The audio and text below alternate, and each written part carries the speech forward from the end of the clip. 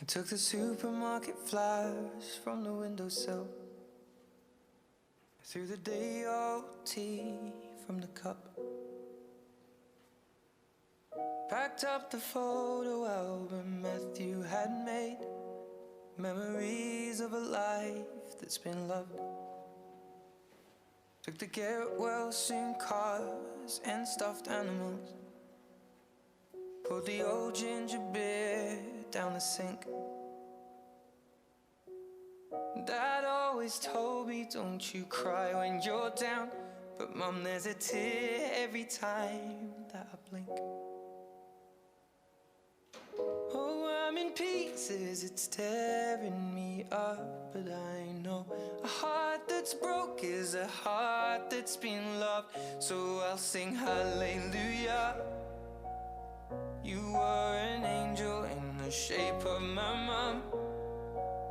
When I fell down, you'd be there holding me up. Spread your wings as you go. When God takes you back, He'll say hallelujah, you're home.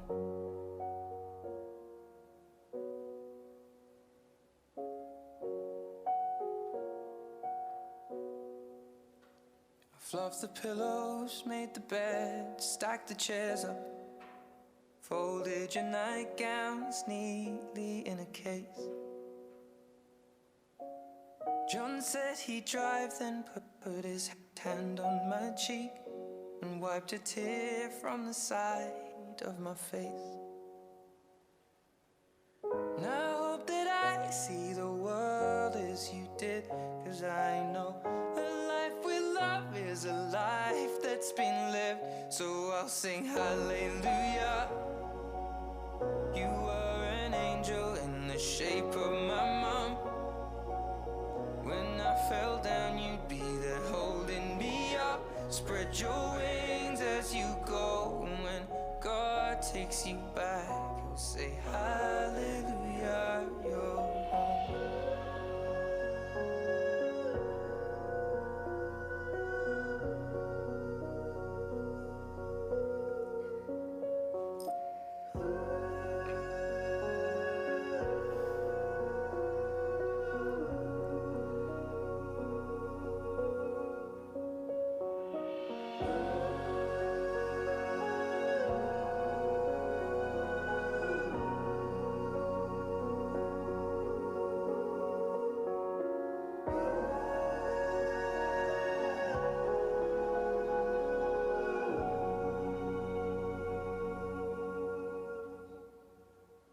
Hallelujah, you were an angel in the shape of my mum. You got to see the person I have become. Spread your wings and I know that when God took you back, He said hallelujah, you're home.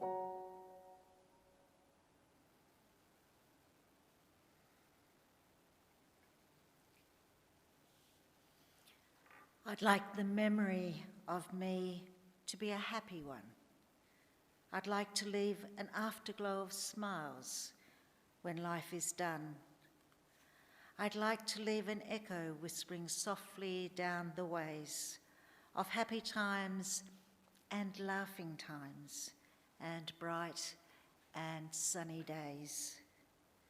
I'd like the tears of those who grieve to dry before the sun, and keep the happy memories that I leave when my life is done. Ladies and gentlemen, we've come together this afternoon to commemorate and honour the life of Wilma June Ward, to express our love and respect for her, and to bring some consolation to her family, who are deeply saddened by her passing. On behalf of her loving children, Stuart and Joanne, and their families, I welcome you all and thank you for coming together to celebrate Wilma's life and to say goodbye to her in a loving and meaningful way. I also welcome all those watching online this afternoon having been unable to join us. At the conclusion of this service, the family warmly invite you to join them in the refreshment centre to share your memories of Wilma and to console one another. Wilma's death was sudden and unexpected, causing unimaginable sadness for her family and friends. The sadness here now is palpable. A sense of disbelief pervades the air, but it is important to know that this is completely normal, and to remember that where there is great sadness, there was great love. The hurt is almost unbearable, yet we will live through it. It is because we feel such deep pain, it is because the inner ache is so great that we realise how much we loved her. And yet the agony inside us gives us strange comfort. It tells us how much we will miss her, and really we would not want to feel any other way, because the grief and the heartache we feel bears witness to the depth of our love. We know that thoughts of her will forever bring us comfort. You are all here today because you have one important thing in common. Your lives have been touched by the good fortune of having known Wilma. Today we will reflect on aspects of her life that will have affected you all in different ways and will mean different things to each of you. Most importantly, this is an opportunity to share memories of the life and personality that was Wilma, devoted to her late husband Kevin and her family, a stoic and strong, caring and compassionate woman, non-judgmental and inclusive of all. A woman who could connect with people from all walks of life. Wilma's 85 years were lived with a spirit and determination which allowed her to live the best life she could, sometimes in very tough times. And that determination allowed her to be the best person she could be. Stuart and Joanne, your mother is the whisper of the leaves as you walk down the street. She is the smell of certain foods that you remember, flowers you pick, the fragrance of life itself. She is the cool hand on your brow when you're not feeling well. She is your breath in the air on a cold winter's day. She is the sound of the rain that lulls you to sleep. She is the colours of the rainbow.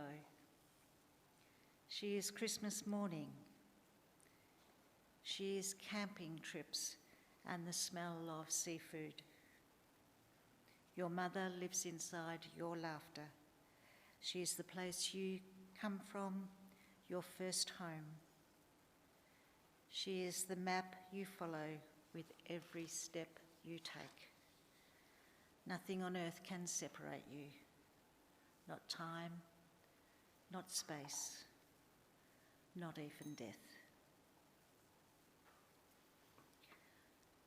Born on the 5th of June in 1938, Wilma June Ward was the third of 7 children born to Thomas and Wilma Frost in West Maitland in the Hunter Valley of New South Wales. Spending her early years in Taro, a northwest suburb of the city of Newcastle, tragedy struck the family when Wilma's mother died in childbirth in 1951. This resulted in the need for Wilma to leave school at the age of 13 to look after her father and her 6 siblings, tending to their every need and keeping house. life was often difficult. But these early years created a strong and resilient young woman whose courage stayed with her throughout her years to face any adversity head on. In her late 20s, Wilma spent a short time in Sydney before venturing to New Zealand for a working holiday, picking apples and working in a nursing home in Hamilton. Wilma enjoyed this time, which was made extra special when she met a dashing young man, Kevin Ward, who was also undertaking seasonal work in the city of Wellington. A strong friendship quickly formed, and Wilma and Kevin became inseparable. Marrying in New Zealand in 1968, it wasn't long before the young newlyweds moved to South Australia, looking for a new beginning.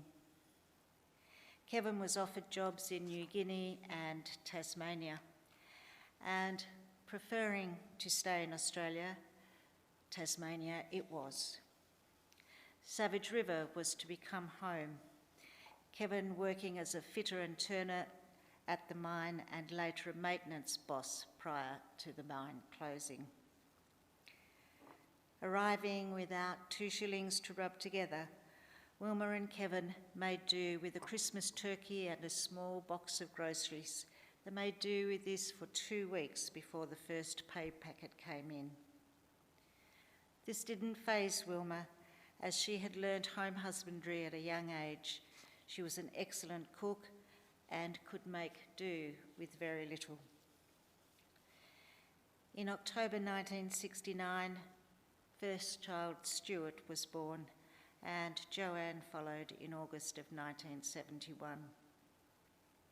The family continued to live in Savage River, and Wilma secured jobs at the hospital and the local hotel. At one stage, working as a cleaner at the bank, Joanne recalls the alarms ringing and the police arriving as she was under the manager's desk pushing buttons as her mum was blithely cleaning. I think this may have happened a couple of times, but no harm was ever done. When Joanne finished Year 10 at Savage River, she and her mother moved to Devonport in order to access Years 11 and 12 at Don College. Stuart and Kevin stayed in Savage River and travelled up to the coast on days off. Wilma worked for a short time at a laundromat in East Devonport and later sorted and graded onions for Vicon. She was kept active, playing several sports and enjoying social occasions. On one occasion, playing squash, Wilma took a turn and was rushed to hospital. Tests revealed heart issues, and in 1985 she was flown to Melbourne to undergo a major bypass operation conducted by one of Australia's leading heart specialists. This was highly successful, and for many years she enjoyed good health and made wonderful memories with her family. Camping trips and times at the shack at the Pieman Heads, travel to the mainland, to the United States and to New Zealand, the arrival of grandchildren and teaching them to cook were all activities that brought her great joy, and life was good. Her love of seafood was legendary, and she was always thrilled when Kevin would take her crayfishing. She simply adored crayfish. Kevin loved catching them, but hated the taste of them. Wilma loved the water and was an excellent swimmer. Being on the board of the pool at Savage River, she ensured that Stuart and Joanne could swim, and never a trip to the sea went by without her paddling in the water, regardless of the temperature. Sadness came again when in 2018, just a few weeks short of their 50th wedding anniversary, Kevin passed away after a battle with cancer, and Wilma's strong, stoic, and independent character came to the fore once again. A caring and loving person, she helped everybody she could. She treated everyone as equals and loved to host dinner parties for friends and family, being an awesome cook and a wonderful hostess. After Kevin's death, Wilma became a very private person, but encouraged by Stuart, she continued to attend a weight loss group, mainly for the social activities, and she started enjoying being with people again. Stuart had moved in to care for his mum and encouraged her to get out and about. When family or friends visited from other states, there would be numerous trips to places of interest around Tasmania. Wilma was always so giving. Nothing was ever too much trouble. She was selfless, always putting others first. So caring, so unassuming, she would never want to put others out. In fact, she really did not want to be the centre of attention today. She wanted no fuss and no tears. That was the character of the lady. Wilma gave so much, including the best presents ever, always carefully thought out and warmly accepted by the receiver. She never expected anything in return. She was truly a selfless person. Wilma loved many things. Her dogs, including, or especially Wombat, the beautiful Staffy. She loved the water. She loved tennis. She loved seafood, the shack, but more than anything, she loved her family, and she is going to be missed so dearly. After a trip to hospital last weekend, a diagnosis of cancer shocked everyone, and only a few short days from diagnosis, Wilma passed peacefully at the Mersey Community Hospital on Saturday, the 18th of May. Sleep peacefully, lovely lady, now pain-free and reunited with Kevin.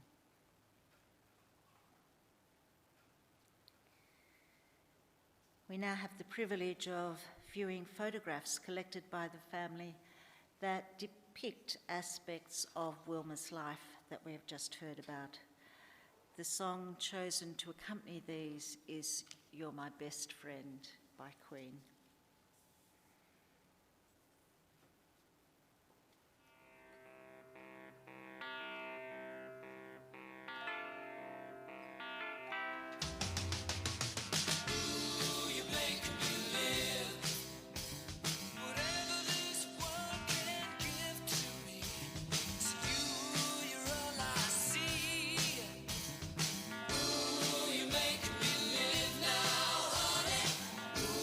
You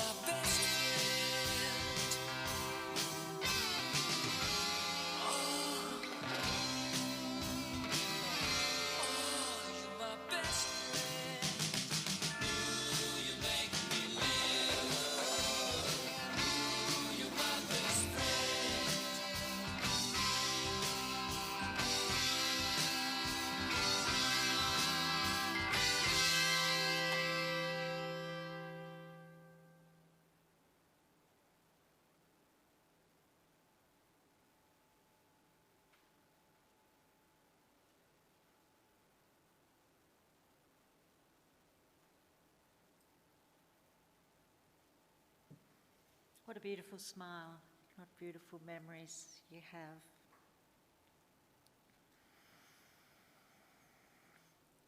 When I go, don't learn to live without me, just learn to live with my love in a different way. And if you need to see me, close your eyes or look in your shadow when the sun shines. Sit with me in the quiet and you will know that I did not leave. There is no leaving when one soul is blended with another. When I go, don't learn to live without me. Just learn to look for me in the moment, because I will be there.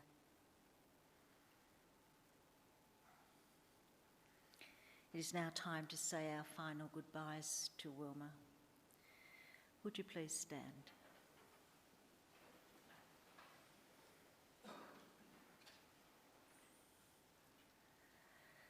Wilma, the many people whose lives you have touched will remember you with deep affection and warmth.